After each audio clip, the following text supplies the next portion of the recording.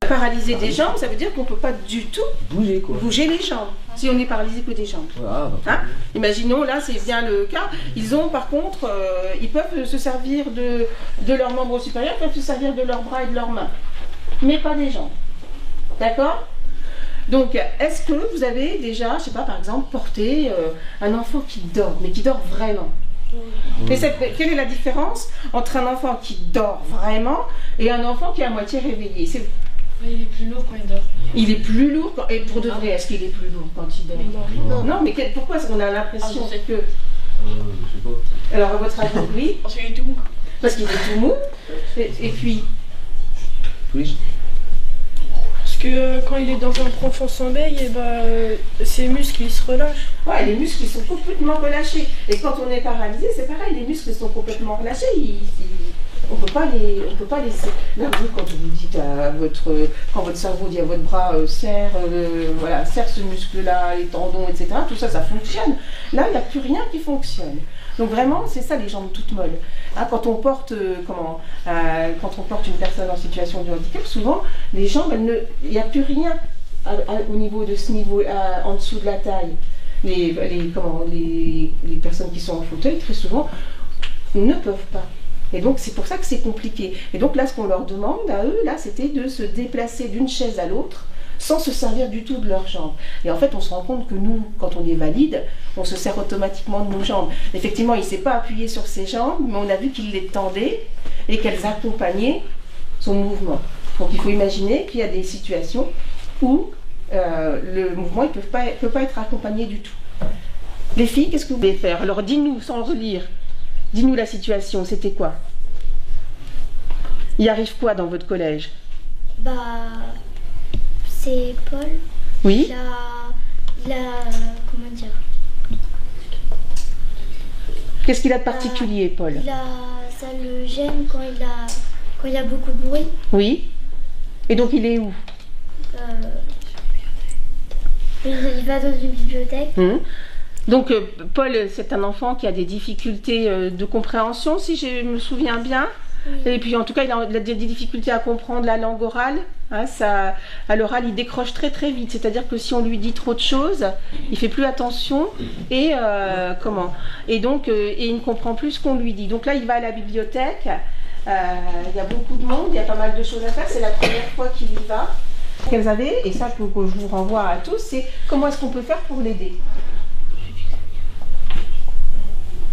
Qu'est-ce qu'on peut mettre en place au niveau du collège, au niveau des camarades, tout ça, pour aider Paul à mieux se débrouiller au CDI? Oui? Mettre des étiquettes ou des affiches. Alors des étiquettes, des affiches avec quoi? Avec du profil. Oui, mais quoi dessus? Lui expliquer comment il faut faire pour rendre les livres, comment les emprunter. Donc expliquer comment il faut faire pour emprunter et rendre les livres. Oui, Arthur, du coup je sais son prénom. Où il faut dire, comment dire, il a pris le livre, mais c'est un livre spécial, donc il y a des spécialités dans les bibliothèques. Oui, donc expliquer comment les livres sont rangés. Ouais. Donc voilà, on a dit, Paul il a du mal quand on lui parle à l'oral, il a du mal à se concentrer suffisamment pour bien comprendre. Vous aviez pensé à quoi, vous les filles, comme situation pour l'aider? Un peu pareil, pour faciliter.